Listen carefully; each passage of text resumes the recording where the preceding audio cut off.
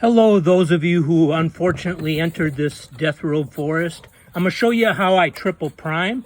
So I've already double primed, and I primed the bottom with this darker green. You can see it just in some places because I pretty much went over it.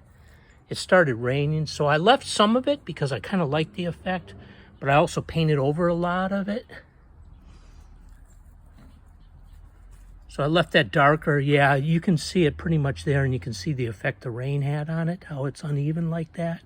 And then I painted it with another Vallejo surface painter on the top. And I painted the bottom leaves, but not the top leaves. I left those the original color. On this, I pretty much painted the top, and you can see on the inside some of the original color. So I start with the darker color, and I don't usually use the standard black, gray, white, unless that's what I want on the final color. I tried to do something that's kind of mostly the final color to save me some work.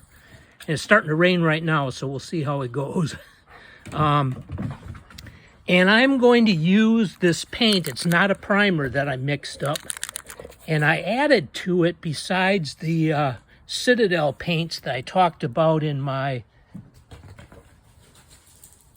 Shard Rack Spines video. Check that one out if you haven't seen it. I added some speed paint to it. Some, I don't know what the exact color was, kind of a puke green color, kind of similar to this color, speed paint to it, just to kind of thicken it up. And I used my little siphon bottles, and I'm going to see if the alcohol in the flow improver and the thinner get some of this red off of this thing. And I like to make sure that the opening of this is faced in the same direction as that, so that if it's tilted back like that, it's not actually facing away from the paint. If the paint is just in the front triangle of it, see how that kind of faces in the right direction I want. Sorry, my dog's having me throw the ball. I should probably shake this a little more. I put Army Painter SpeedPaint ball in there.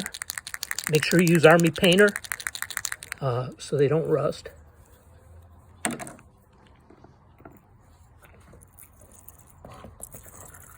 And I'm going for about half full because I'm not going to be painting very much.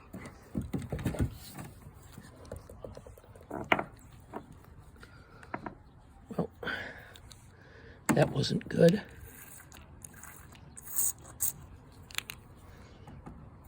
I'll have to make sure I clean that off. I haven't talked about airbrush cleaner. I usually only use it to clean the deck when I get paint on the deck like that. So I'll use it now. And then I'm going to add, because this is not as full as normal, I'm going to add less. I'm going to add 5 drops of thinner. And about 10 drops of, I'm sorry, that was flow improver. And about 10 drops of thinner.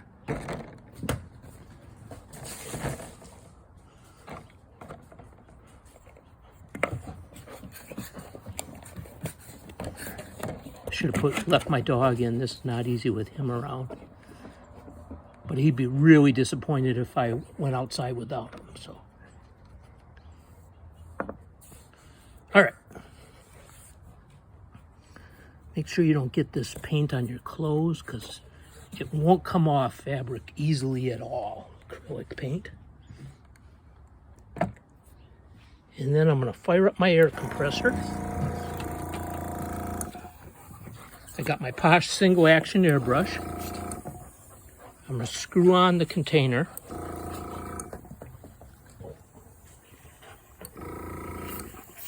I'm sorry, just press, it's just a press fit. I'm going to press on my container.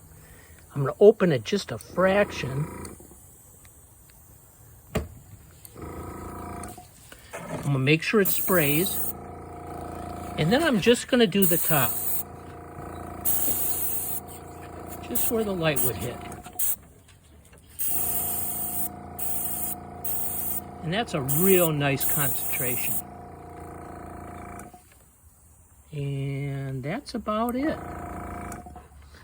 And like I said in my single action video, if you haven't seen it yet, make sure you clean the airbrush first, okay, and then worry about the paint and the models and everything later. It's really starting to drizzle, so I'm going to get out of here before it really affects my paint.